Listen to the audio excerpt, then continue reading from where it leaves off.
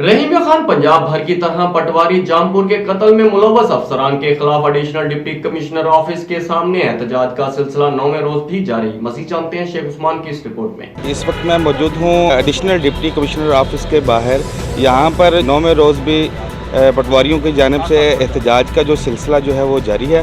इसी हवाले से बात करने के लिए हमारे साथ सदर अंजुमन पटवारियाँ हमारे साथ मौजूद हैं। आइए इनसे बात करते हैं कि इनका जो है वो क्या मुतालबा है। औज़ु बिल्लाहि मिनश शैतानिर रजीम, बिस्मिल्लाहिर रहमानिर रहीम। मैं सदर अंजुमन पटवारियाँ डिवीज़न बहावलपुर आपसे मुखातिब हूँ।